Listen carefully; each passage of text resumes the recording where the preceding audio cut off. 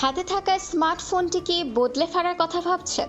তবে এখনই সাবধান হতে পারেন, কারণ 2026 সালে বিশ্বজুড়ে স্মার্টফোনের বাজারে বড় ধরনের মন্দার পূর্বাভাস দিয়েছে বাজার গবেষণা প্রতিষ্ঠান ওমডিয়া।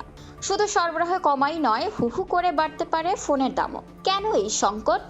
স্মার্টফোন বাজারের এই অস্থিরতার পেছনে মূলত তিনটি বড় কারণ কাজ করছে। মেমোরি চিপের অগ্নিমূল্য। বর্তমানে একটি স্মার্টফোন তৈরির খরচের বড় অংশই চলে যাচ্ছে মেমোরি চিপের পেছনে। পাশাপাশি কৃত্রিম বুদ্ধিমত্তার চাহিদা বাড়ায় চিপ নির্মাতারা এখন সেদিকেই বেশি ঝুঁকছেন। ফলে স্মার্টফোনের জন্য তৈরি হচ্ছে চিপ সংকট।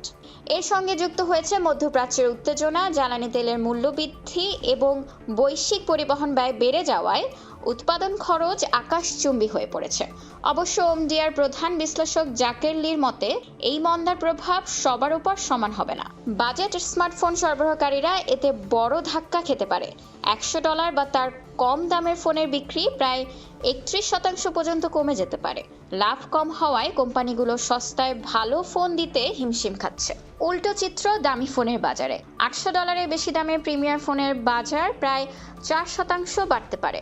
অ্যাপল বা স্যামসাং এর মতো ব্র্যান্ডগুলো তাদের শক্তিশালী সাপ্লাই চেইনের কারণে এই ধাক্কা সামলে নিতে পারবে।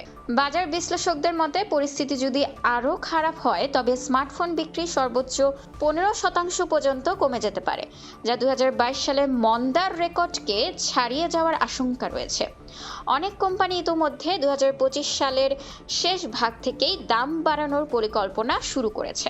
সহজ কথায়, সাধারণ ক্রেতাদের জন্য সাশ্রয়ী দামে ভালো মানের স্মার্টফোন পাওয়া ভবিষ্যতে আরও কঠিন হয়ে উঠতে পারে। আপনি কি মনে করেন, ফোনের দাম বাড়লে কি মানুষ নতুন ফোন কেনা কমিয়ে দেবে? খোলা কাগজ, ঢাকা।